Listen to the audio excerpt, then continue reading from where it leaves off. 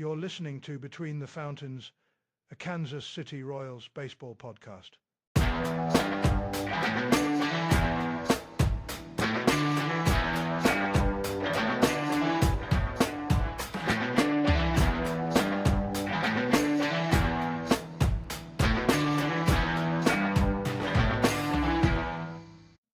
All right.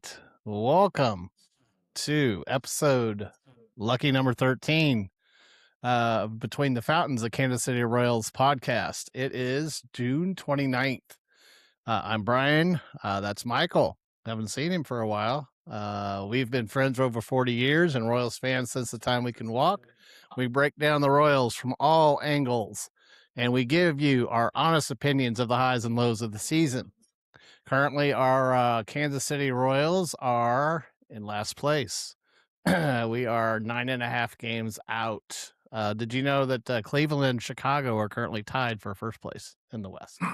Yeah, Excuse me, for the them. Central. I wish it was the Central. West. It'd be easier, probably. That's a long time ago. Anyway, it's not good. I'll be honest with you there. We picked the wrong year to start a podcast for sure. We currently have 50 losses at this point. Michael, were you aware of that? We're 35 and 50. Anyway, we're just going to do some random topics tonight. Normally, I would list those at this point, but we're just going to list them as we go, as we see fit. So if you're new to the show, our goal here is to provide a unique forum for Royals fans to hear what we think, but we also want to hear from you. Right now, you can subscribe to our channel and leave a comment there on the YouTube, and we will do our best to address that. We appreciate it also if you would tell somebody about our show. I can't recommend watching the Royals right now too much. It's watch at your own risk, I would say. In fact, I have started recently doing goat yoga as a way to cope. How do you feel about goat yoga, Michael? You know what? Whatever it takes, I say. Whatever it takes. But yeah, it's difficult to watch the Royals. And as a podcaster said today, that playing with Daniel Lynch, it was like Daniel Lynch was the Royals and Nick Lofton was the fans. We'll get to that one. It's just a season of comedy, Nightmares. basically. Multiple nightmares. So anyway, do we have a sponsor for this fine program this evening, Michael? We have a sponsor this evening. Yes, we do. Our sponsor is Bordner Roofing. Call Bordner Roofing for all of your roofing needs. They are located in Raytown, Missouri. Bordner Roofing, look them up on Google for their number. Bryan Straley at Bordner Roofing. All right. Thank you to our sponsor. So this is just going to be kind of rapid fire. So, Michael, if you'd like to describe what happened yesterday between Daniel Lynch and Nick Lofton. Obviously, there's some animosity between the two. I mean, to take those types of levels, but you want to describe what happened? I will, but before I do that, I do need to give a big thanks shout out to Barbara Coldflesh, Bryan's mother, for standing in for me very admirably. Right. In fact, I think it's been our highest viewership since our first show. Right. She has an agent already. Did you know that? It Just would, for I this. wouldn't. I wouldn't. Yeah, She I would told think me, she would. Yeah.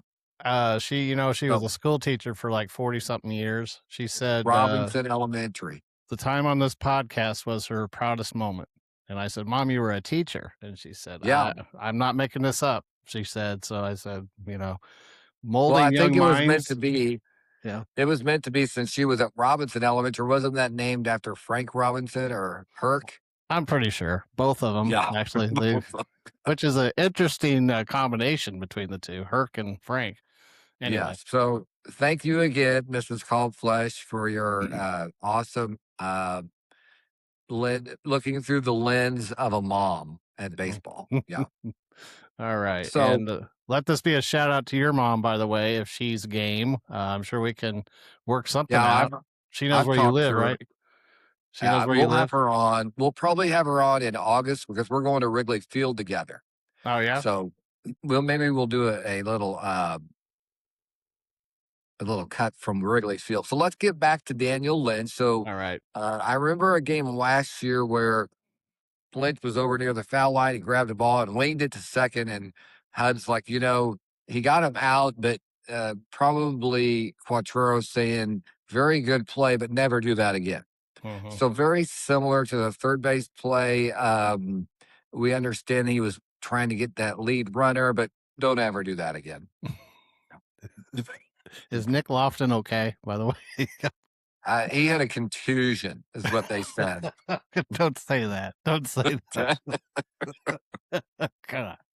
That's don't what know. I think. That's what Ann Rogers said, or it might have been Jeffrey Paxton. I don't know. I think it was Ann. Yeah. Oh my gosh, that's the I don't know.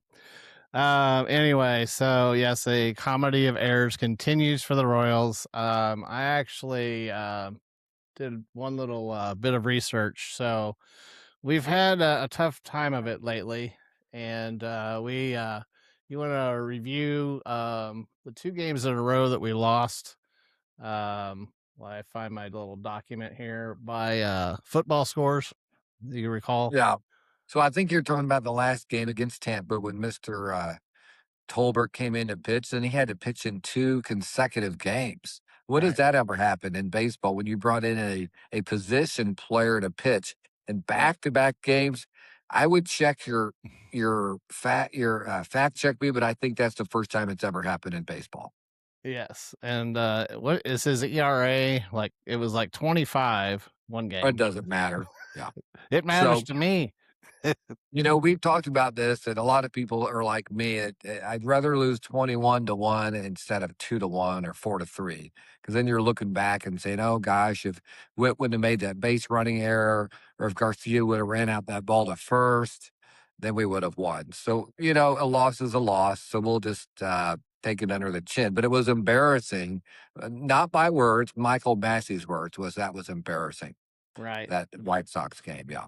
All right. So I did find my document. So in the history of the game, I think we'll just call it that. There's only been 3 teams to lose by more than the runs than the Royals lost in 2 games in a row, back-to-back games. Anyway, so the 2000 Baltimore Orioles, they had 39 runs scored against them in 2 games. Let's see, game 1. This one was heavily weighted on the first game. They lost 30-3. Right. Do you remember that game? Somehow, Yeah, like it was yesterday. well, Like I it was think I yesterday. remember them losing by 30. I think that's come up Yeah. before, but and then they They lost don't 9 have to, they don't have a mercy rule, do they? I don't think so. Maybe we should suggest one. That would be a speed up. Yeah, And then they that would be a lost speed up the game. 9-7 in the next game, so a total of 39 runs. The Yeah. Royals, Well, a loss is a loss, and right, this is a time where everybody is really exaggerating the weaknesses with the Royals, but we'll we get do to need that. to look at we do need to look at the big picture, to where a lot of our losses have been by 2 and 1 run. Right, A lot of them have. So that's the question. That's the $1 million question: is do you retool? Do you sell the whole? Do you sell out, or do you right. just retool, reset, or start all over? All right, let me get to my last 2 teams here. So the 1897 Louisville Colonials, was that right? Colonels. Colonials. Colonials. They gave up 40 runs in 2 games. And then the 1950 St. Louis Browns allowed 37 runs in 2 games. So we didn't Yeah. even win that. We were third, but third most. I guess that's got to be of all time, because 1897 was a long time ago. Anyway, so let's quickly get to the positives, Michael. So would you Yes. like to share any positives that you've observed so far this year? Well, a lot of people would love to blaspheme Coach Zumwalt, right? The hitting coach. Right. But let's think about this.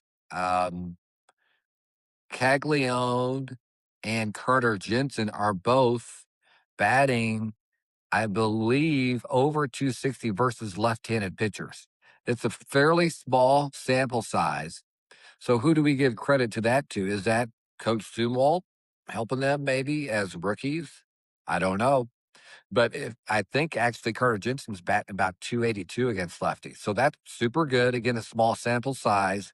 So Caglione, Carter Jensen, huge silver linings to this season.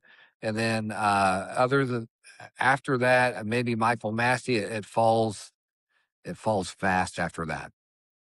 Actually, I just pulled it up. Carter Jensen's hitting 306 versus lefties this year, and 72 at bats. And Caglione is hitting 272 and 81 at bats against lefties. That's phenomenal. So they're going to get another 140ish the rest of the way, something like around that. there, probably. Yeah. So let's see what they do. So again, I was the first on the bandwagon to criticize Coach Zumwalt, but you would think he's been helping them in their rookie years here, right? I would say definitely. And Cags has 5 home runs against left-handed pitching, and Jensen has 1 home run against left-handed. My neighbor laughed at me at 15 games through the year. He said, "Oh, you predicted Jack would have 28 home runs." It might have been 26. We'll have to go back to our first episode and fact check me. But look, he's on pace for that. He's got 14 right now.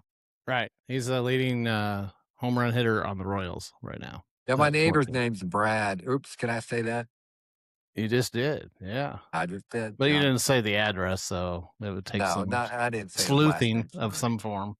And so to go off your point here, so I've got the team leaders pulled up. So Cags leads with 14 home runs. Carter Jensen leads the team with 45 RBIs.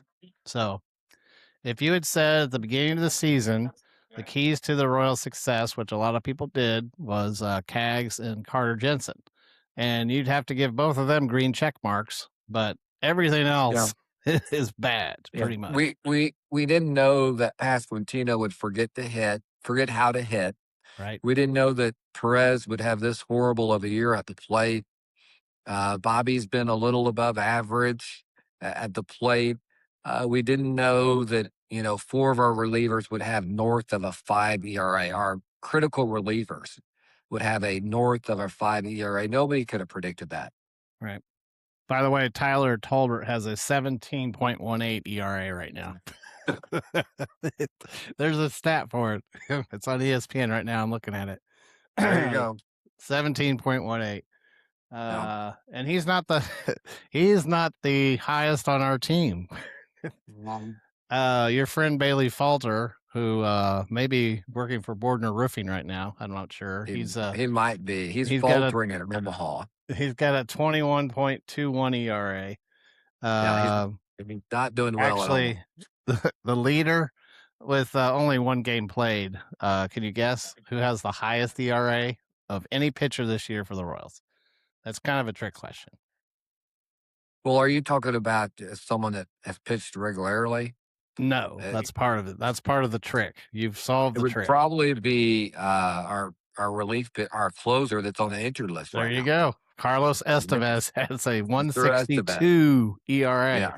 That's why he's an expert over there. So, ladies and gentlemen, I hardly gave him any clues at all, and he sniffed it right out. So once in a while, I'll nail it. Once in a while. No. Yes. All right. So let's get to some negatives here. So I just pulled these stats. All right. So we are currently 26th in winning percentage at 4.12. We have a team ERA that's 28th in the league. How many teams do we have in Major League Baseball right now, Michael? I think we have 28. It starts with a 3. I was going to say 30 or 28. We have 30 teams. So out of 30 teams, we have the 28th worst team ERA. That's not very good. Same with our bullpen. Bullpen ERA is 28th. Here's one that you like to talk about. Batting average with runners in scoring position. We are 25th in the league. Runs scored, which seems to help you win more games. We're 25th in runs scored. Let's just say we're at the bottom in pretty much every category out there. 23rd in home runs. 13th in team batting average at 248. There's only one thing we're first at in the whole league. What's that? Throwing at our own players, Royals. You're not going to be able to get over that, are you? We were sitting there watching that. And I said, "Did that just happen? Did that really just happen?" Sure enough, they replayed it like 3 or 4 times.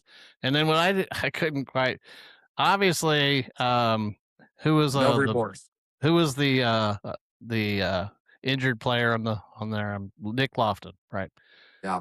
Nick Lofton was writhing in pain, rolling around on the ground, and Lynch Walks right by him like him, nothing like, happened. like, You couldn't like hear him or see your him. player is just laying there on the ground, can't even. They're I mean, not he's dead. yeah, and you're interested in getting the ball back and going back out there, which I guess that's admirable. I mean, get him next time, but I mean, No remorse. he walked right past him, and he had to have seen him. He was right there on the ground. He's old school, just rub it off. I guess so. Maybe that's happened to him, and he's, anyway. All right, because we pay big money for these stats that we get. So, team batting average, okay, on base percentage, we're 18th. Slugging percentage, we're 20th. OPS, we're 19th. I'm sure we could find some more things we were bad at, but that's pretty much it. So, with those stats, what I'm asking you now, Michael, as the Royals expert, besides all the stats I just gave, why are we so bad? If you had to put it in a sentence or two. We've got bad players. You heard it here first. You heard it here first. That's a nutshell. That's it right there. We've got bad Other players. teams have better players than us. Would you agree with that? 100%. The Chicago White Sox have better players than us. Well, if we start talking about the White Sox, then my blood pressure is going to go up because they did a very good thing in trading a lefty pitcher, Mr. Crochet, to the Red Sox for 3 very good prospects who are basically turning their team around. Now, let's go back to 2024. After that year, I said, we need to trade Cole Reagans right now. He said 2 Tommy John surgeries. He had an amazing year. He was almost a Cy Young Award winner. We need to trade him now where his value is high, but we did not. He has done nothing since then. So our mindset, business model of holding on to players, even going back to 2016 after the World Series year, is just a really bad, lazy mentality of a business plan. Right. Well, look at the Rays. I mean, the Rays have completely pretty much changed their whole roster over. I mean, they got the Rays are masters. The Rays are masters of that. They'll hold a player till his value's high, and then they trade him. Right. And where did our manager come from? Tampa. The Rays. The Rays. Yeah, he did. So, but he's not in the general manager's box. No, he's not. But obviously they have meetings together. The brass does. So we need to adopt that. Better late than never, I guess. We need to adopt that philosophy. Trade Walker, trade Junior, and get some real value from that. I'm not going to say. Did I say that? Did I say that? You said trade Junior. Okay. You've got to trade Walker. Walker's had. I mean, he pitched. Was it the game after the 23 or however many runs it was? Didn't he? And he gave up. He had a shutout through like how many innings? He's Mr. Consistency. He's just amazing out there. He's always around the strike zone. He's a bulldog out there. He's a fighter. He studies the game. He studies the opponent. He's amazing, but it's probably time to trade him. He and Bubic. Definitely time to trade him. Because I could see any team saying, let's run Walker out there in game 4 of the whatever, ALDS or whatever you want to call it. Or game 3. Yeah. I mean, I don't. Sure. Right. I give you a quality start for sure. He will against any team. Right. Against the White Sox, against Tampa, against the Yankees, against the Dodgers. He's going to throw a good game. Right. He definitely will. I don't know if they can move Lugo or not. He's not been looking too good lately. How about Starling Marte? I think his ERA, you can fact check me. I think his ERA is 5.2 since he signed that new contract. Oh, since then, yeah. Yeah. He's had a couple good games this year, but I A guess couple. Yeah. he's probably still a marginal trade piece, I would say. Marginal piece. He does have, he's not a rental. Right. Starling Marte, There you go. if I'm a team competing for a playoff spot, I'm wanting someone like him with his leadership. Right. He's really good against left-handed pitchers. He's not a Gold Glove outfielder anymore, but he's very serviceable out there. Right. And he's good out there. He made a couple good catches against the White Sox. So, and he runs the bases smart, which is not something we Right. have on our team. It seems strange watching him do that. Right. But yeah, he's very marketable. He's Yeah. hitting 266. I don't know what it is over. I mean, it seems like over the last 15 games, it's more than that even. But It does. And I I think mean, perhaps his average with runners in scoring position is above league average, I would right. think. I think he was at the game Sunday. He had a couple of hits, wasn't it? Sunday. We'll call it the. He did. Anyway, I was going to make Yeah. another reference to the play that we were talking about, but let's let it go. He almost looks like, maybe he looks like that all the time, but like, get me out of here. That's kind of what I see in his face when he's standing on first base and he's talking to the first baseman of the other team. Or do you see that? He's only got maybe a year or two left. You think? He wants to might play. be grateful too to the Royals for the opportunity this year because I don't know that very many teams wanted him. So Probably true. he knows he's going to get traded here by the deadline. So I bet he's okay. Do you think the Royals are playing him more because they're thinking that? No, I don't think that's Hughes in his playbook. How about JJ? So no, I don't think so. They play to win. But that said, with the injuries and whatnot, he should be getting some playing time in here. Caglione pulled a groin muscle. They said he woke up with it. I think it could be, at first base, you're stretching in different ways than you do in right field. Right. Maybe it's a sympathy pain. It could be sympathy for his buddy Nick Lofton. We don't know that for sure, but it's definitely something That's a real thing.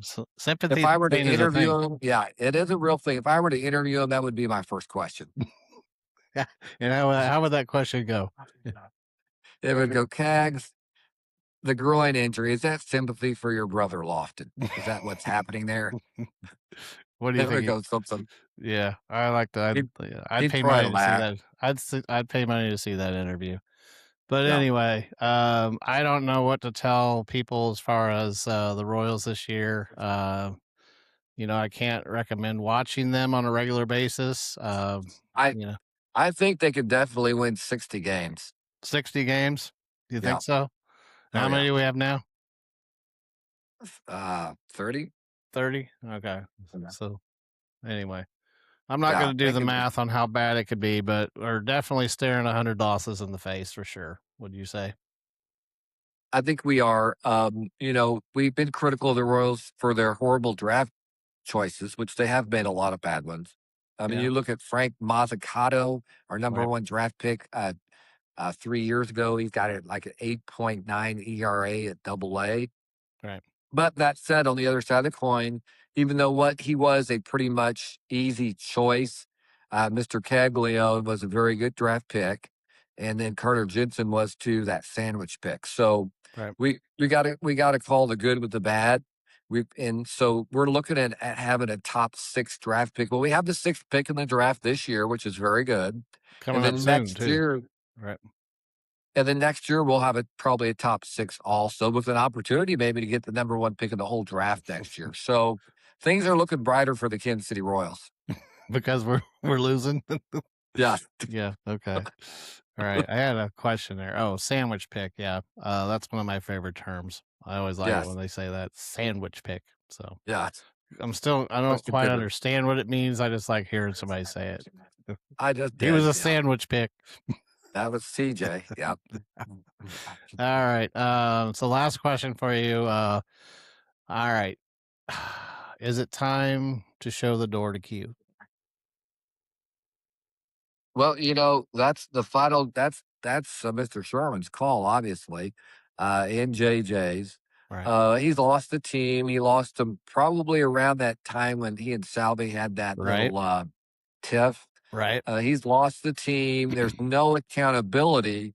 So, as a strong owner, you're going to push that decision to have him either stay in the organization as like a consultant or just let him go. But, what's the value of money to Mr. Sherman? I'm not for sure. It's important, but if he is more concerned about winning, then he'll let him go here soon or after the end of the year. If he's more concerned about the dollar than winning, then he'll keep him for next year. You see the Mets fired Carlos Mendoza? I saw that there's some good options out there for the Mets. Carlos Beltran's available. Also, Alex Cora was let go by the Right. Red Sox. Right. So there's, and then, possibly Matt Quatrero, if he's let go, he'll be available. So he's on the short list or whatever they say when they talk about Yeah, that he's stuff. on the short list. Could Yeah. you imagine him managing the New York Mets? I mean, really? I mean, Mets, they've made some, you talk about Royals' bad decisions. Wow. Right. They've made some bad free Free agent signings and bad trades. They've Right. and they brought in a center fielder from the White Sox, which everybody knew watching him last year. He was just Robert. lazy out. You Louis pro- Robert. You He was just pronounce it lazy Robert? out there. See, I pronounce it Yep. Robert because that makes me a lot more. Robert.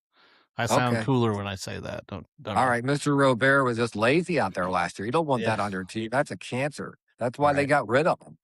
And then they picked up Bichette, and he's batting, I He's- think, like 235 or He's been something like terrible. that. Every Yeah. move they made was bad. Every move the Mets made. So, Right. when you look at that, everything can always be worse, right? In life, with the You could be the Royals, if you Royals. look at the Mets, Yeah. the Mets have made worse Anyway. decisions than we have. Right. And they're like, what, third or fourth on payroll, too, by the way. Something like that. They're way Yeah, up at least we have a small payroll. Right. Yeah. So we're good with that. We're good at that, and we're good at losing. So we get high draft picks, you said, right? You So get high those- draft picks. Those Yeah, are things we look like. forward to. Right. Yeah. All High right. draft picks, sandwich picks, I like that. Say that one more time. sandwich picks. All right. What's your favorite sandwich, by the way? I just had a turkey with mayonnaise just now. Is that right? I seen a bowl in your hand earlier. Was that Oh, cereal? that's my granola for dessert. Oh, granola for dessert. Now that's healthy eating. Definitely. Right. Yeah, it is. That's how you have that youthful effervescence that you. Yeah, that's how I keep my boyish good looks. Yeah. All right. So, any other thoughts on before we sign off this evening, Michael? Yeah, I mean, don't give up on the Royals just yet. I mean, they're done for this year, but there is hope for 2029. 2042. I'm looking at that. I've got that circled right here. 2042. How old would we be? Yeah, we'll be old. We'll be like 73. 73. Yeah. I remember when we won the World Series back in 2015. The good old days. 1985. I can remember. Let's sit down here and let me tell you about the Royals. Yeah. Anyway, I'm not ready for that yet. All right. With that, let's wrap this one up. Thanks for listening to Between the Fountains, the Kansas City Royals podcast. Our next episode is to be determined, but I'm sure you'll be happy when it happens. And that's it. And you want to say it? I haven't heard it for a while. What do you say at our end of the podcast? Go Royals. There we go. All right. Have a good one. Bye.